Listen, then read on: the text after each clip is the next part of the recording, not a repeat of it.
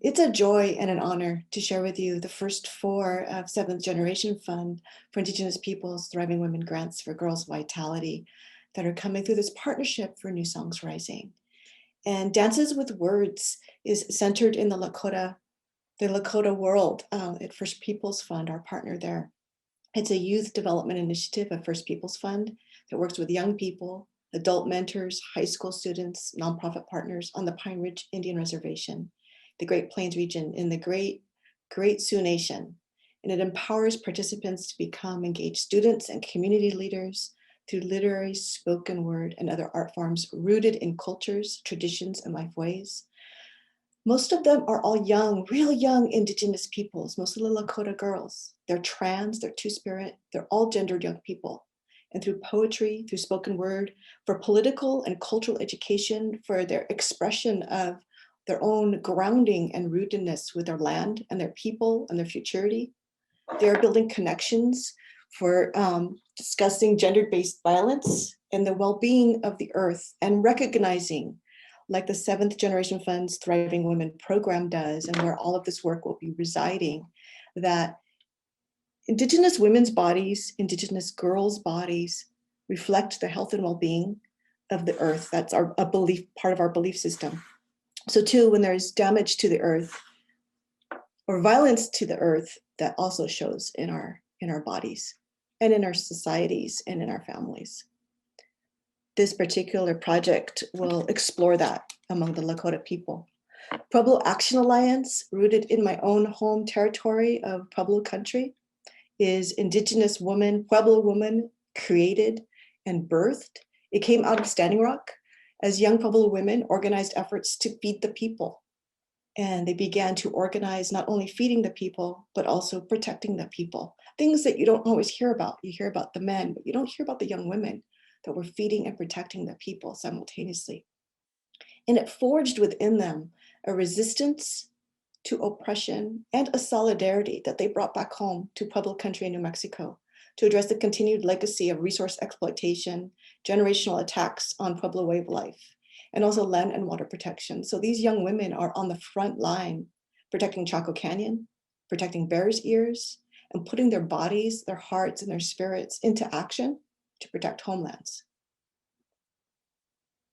Ho'opai Pono Peace Project is one of Seventh Generation Fund's just beloved affiliate projects that are bringing together Kanaka Maoli young people and Two-Spirit youth from Indigenous cultures in the islands in Hawaii to learn and express themselves in the areas of self-protection through music, through artistic expression, and the practical sharing of their mana'o, their thoughts, their heart, their way of being. They know that this can be used in terms of community education efforts, such as issues around gender identity, youth safety, community building, and family well-being. And finally, I'm unable to say the Mohawk word, but I will learn before the next meeting.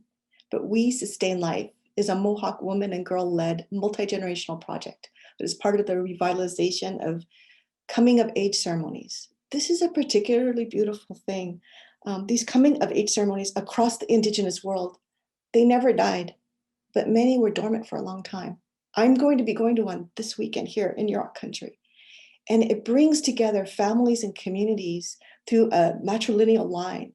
It helps community members witness a young woman coming into her full being, the passage of youth into womanhood, the moon cycle, ceremony, traditional food harvesting and consuming is part of all of this. The medicine making of becoming a woman will be part of this work in Mohawk country.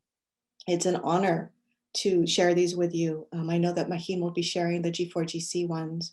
And just a final thought on all of these four that we're announcing, they range in grant size from $30,000 to $50,000. And it's our way of walking in this way, on this pathway together with G4GC. There's a saying, they say, we make the earth by how we walk on her. The earth makes us through our footsteps on her surface. So thank you for letting me share these today. And I'm joyful and happy tears. Thank you. Thank you so much, Tia. I am, folks that know me, not often at a loss for words and a little bit at a loss for words. As people can see, I think, and to the question that Ada asked earlier about what gets in the way. Part of this partnership is doing things a little bit differently. So the fund will not just live at G4GC. The fund also lives at Seventh Generation within the Grants for Girls Vitality that sits in their Thriving Women's program, as Tia just talked about. So if you'd like to learn about that, maybe one of my colleagues can put information about Seventh Generation's Thriving Women program in the chat, or just Seventh Generation's website. Um, but G4GC is also awarding half of the grants for this inaugural round. We will also be hiring a fund manager to really steward this work. And so stay tuned for more announcements about that role.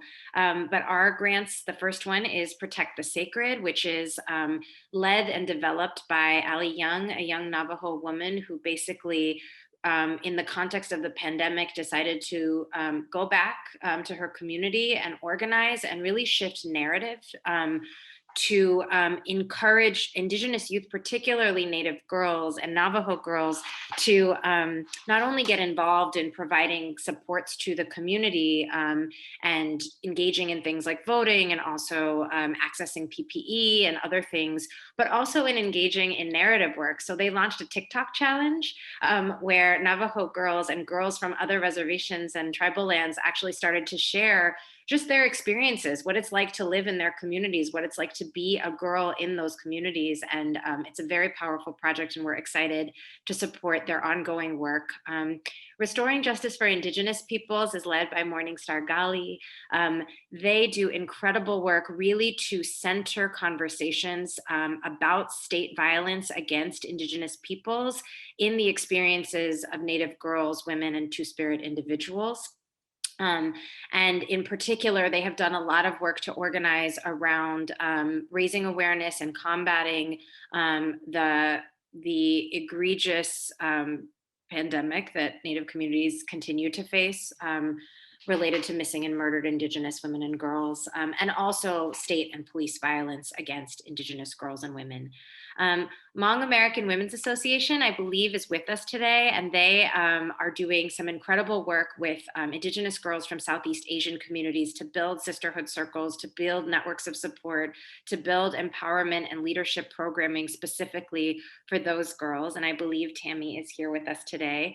And then Sinachli Comadres Nacional Colectiva, which is a partnership and a national alliance of Indigenous girls and Chicana girls around the country who are organizing, building community, and engaging in cultural practices that restore girls' access to identity and power.